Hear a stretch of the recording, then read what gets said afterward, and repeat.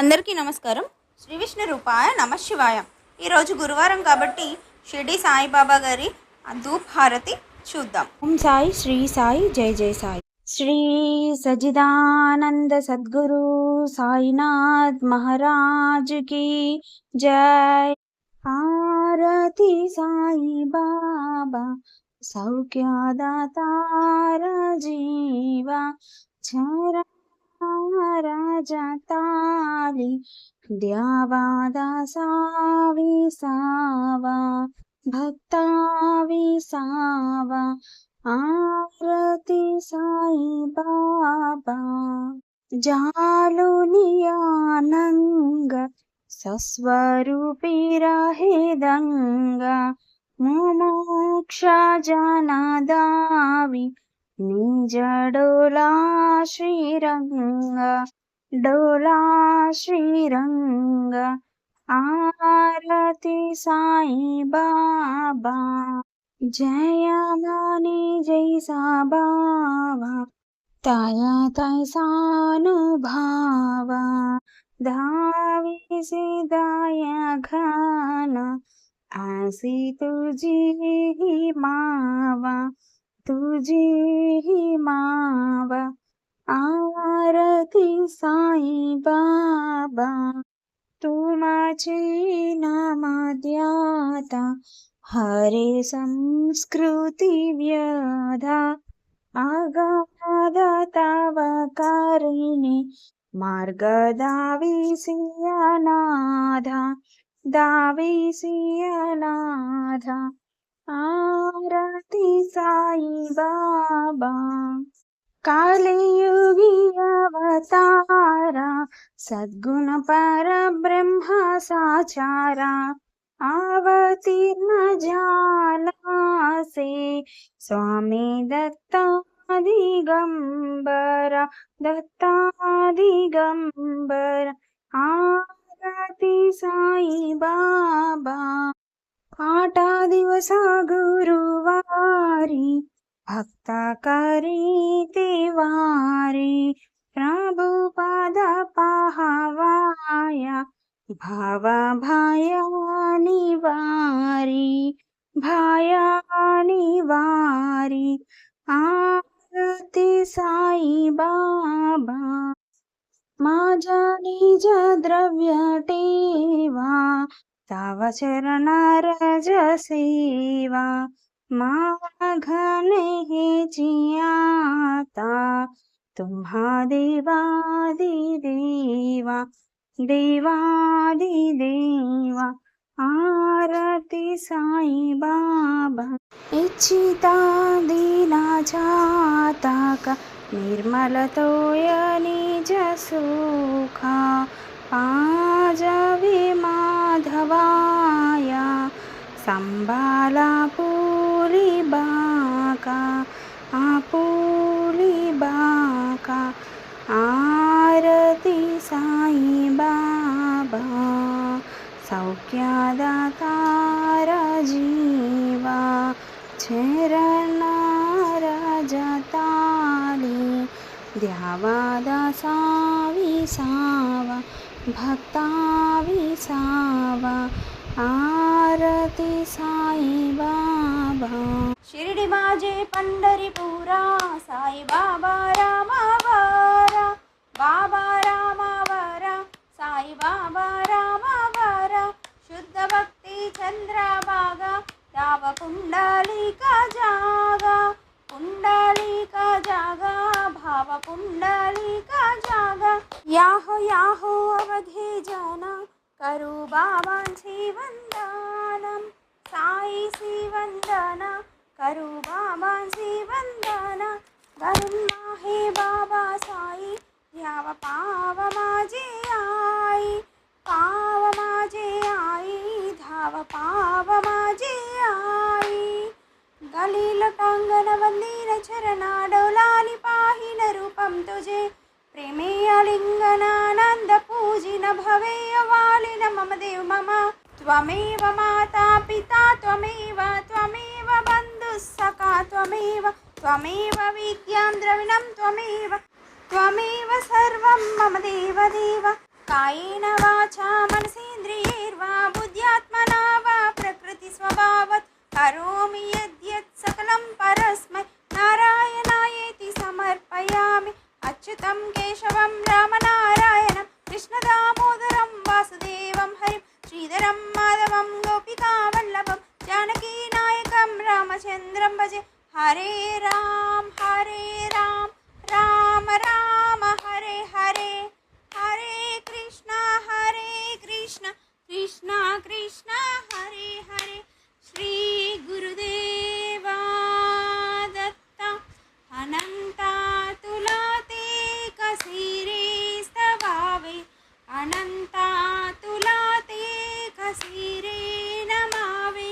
अनंता मुखाचा शिनी शेषगाता नमस्कार साष्टांग श्री साईनाथा। स्मरावे मनी तत्पदानित्यभावे, पुरावे तरी भक्ति साठी स्वभावे। तरावे जगतारुणी मायताता नमस्कार साष्टांग श्री साईनाथा। वसे जो सदा दावया संतलीला, दिसे आज्ञलोका परिजो जनाला। परियंतरी ज्ञान कैवल्यदाता नमस्कार साष्टांग श्री साईनाथा। बरालाधला जन्महामानवाचा नरासार्थका साधनीभूत साचा। दरु साई प्रेमागलाया हंता नमस्कार साष्टांग श्री साईनाथा।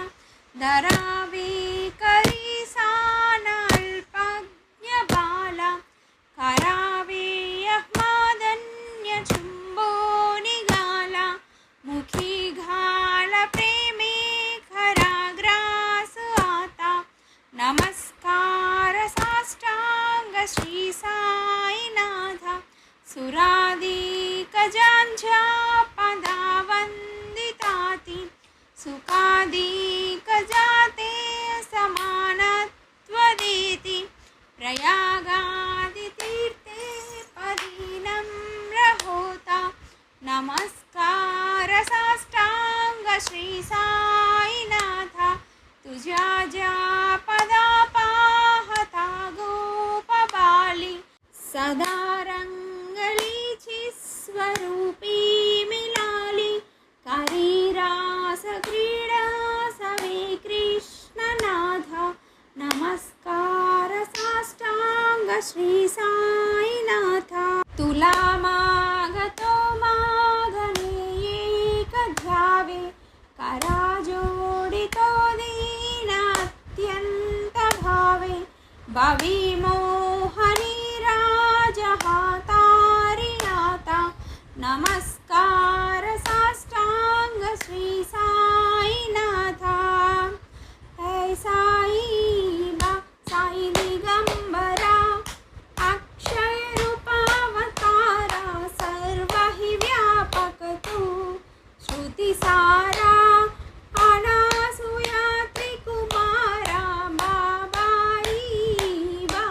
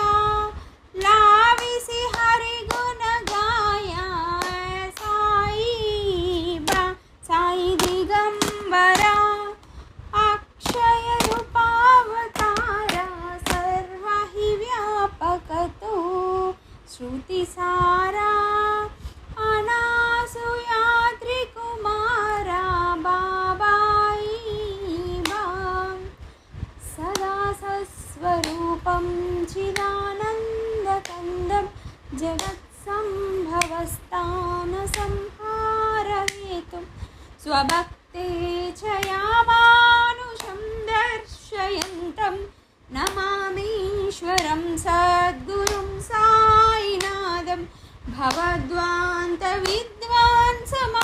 भवद्वान्तविद्वांसमार्ताण्डमेध्यं मनोवागतीतं मुनिर्ध्यानगम्यं जगद्व्यापकं निर्मलं निर्गुणत्वां नमामीश्वरं सद्गुरुं साईनाथं भवाम्बोधिमग्नार्दितानां जनानां स्वपादाश्रितानां स्वभक्तिप्रियाणां समुद्धारणार्थं कलौ सम्भवन्तं नमामीश्वरं सद्गुरुं साईनाथं सदा निम्बवृक्षस्य मूलादिवासात् सुधाश्राविणं तीर्थमप्यप्रियन्तं तरुं कल्पवृक्षादिकं साधयन्तं नमामीश्वरं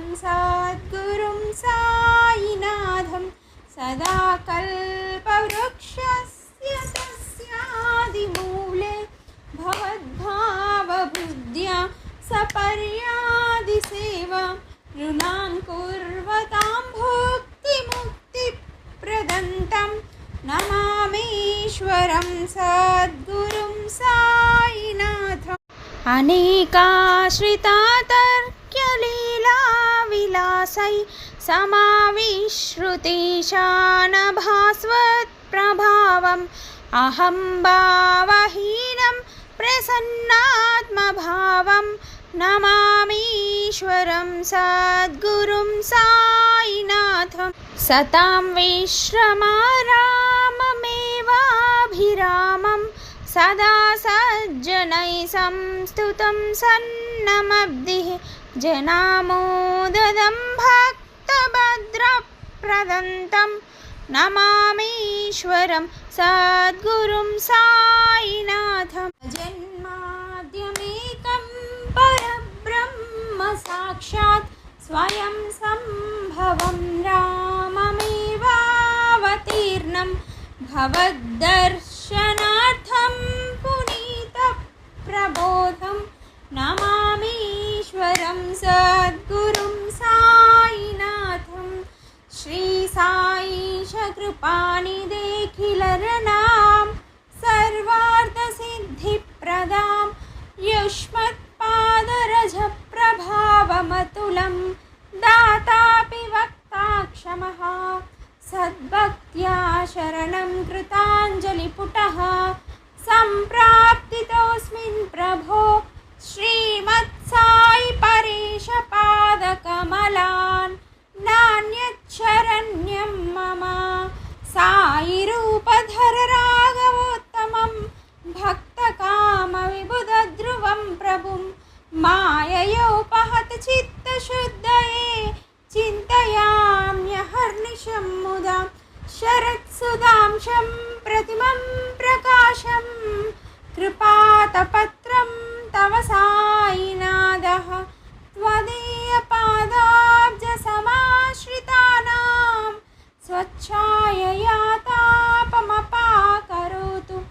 उपासनादैवत साईनाथः स्म वैर्मयोपासनिनास्तु तत्त्वं रमेन्मनोन्मे तव पादयुग्मे भृङ्गो यदाब्जे मकरन्दलुब्धः अनेकजन्मार्जितपापसंक्षयो भवे भवत्पादसरोजदर्शनात् क्षमस्व सर्वान् अपराधपुञ्जकान् प्रसीद साईश सद्गुरु दयानिधि साईनाथचरणामृतपूर्णचित्ता तत्पादसेवनरता सततं च भक्त्या संसारजन्यधुरितौघविनिर्गतास्ते कैवल्यधाम परमं समवाप्नुवन्ति स्तोत्रमेतत्पठे भक्त्या यो नरस्तन्मना सदा सद्गुरो साईनाथस्य कृपापात्रं भवेद्भवम्।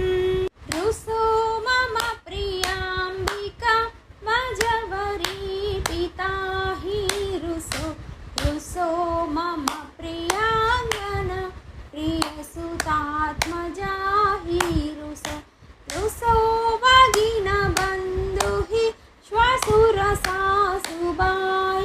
रुसो नदत्त गुरु साई मजवरी कदीहि रुसो कुसो न सुनबाइत्य मजन भातृजाया पुसो कुसो न प्रिय सोयरे प्रिय सधे न ज्ञाति पुसो कुसो सुहृदना सका स्वजननात्ता बन्धु कुसो तारेण गुरु साई मजवरी कदीहि रुसो कुसो न बलामूले तरुण वृद्धहीना पुसो कुसो न गुरु थाकुटे मजन दोरसाने पुसो कुसो न छबले बुरे सुजन साधुहीना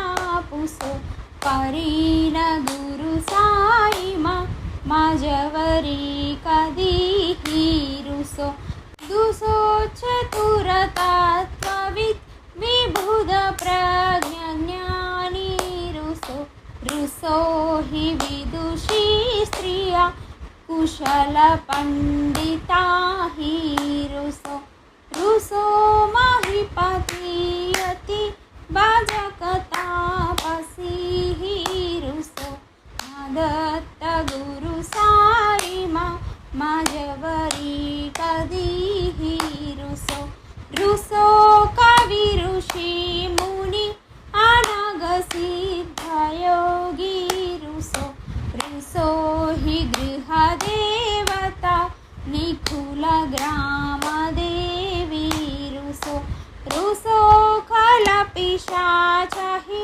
मलिनडाकिनी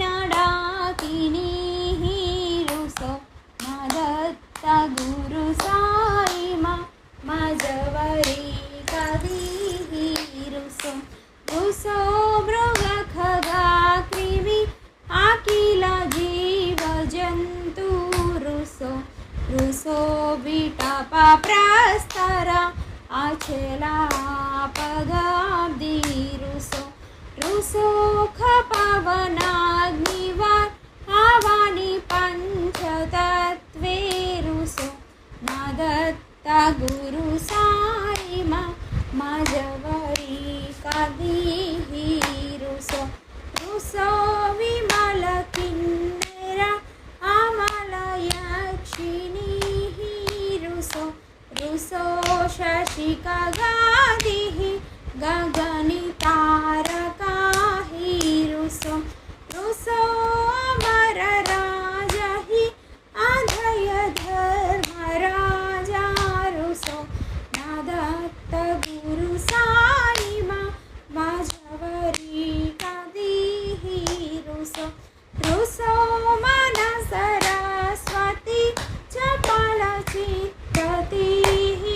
रुसो रुसो वपुदिशा किल कठिनकालतो हि रुसो रुसो सकल विश्व हि मायितु ब्रह्मगोलं रुसो नदत्त गुरु साई मजवरी कदीहि रुसो विमूढ मनुनि हसो मजन मत्सरा हि रुसो हदाभिरुचि उल्लासो जनन खर्दमीना फसो नादुर्गदुति चादसो आशिव भाव माघे कसो प्रपंचि मन हेरुसो दृढ विरक्ति चित्तितसो नाचि घृणानसो न च स्पृहा कशाची असो सदैव हृदयी वसो मनसि ध्यानि साई वसो पादे प्रणय घोरासो निखिल दृश्य बाबा दिसो ना दत्त गुरु साई मा उपरियाचनेला रुसो हरि ओम यज्ञेन यज्ञमयजन्त देवास्तानि धर्माणि प्रथमान्यासन् ते हनाकं महिमानसस्यन्त यत्र पूर्वे साध्या सन्ति देवाः ॐ राजाधिराजाय प्रसह्य साहिने नमो वयं वैश्रवणाय कूर्महे समे कामान् कामकामाय मह्यं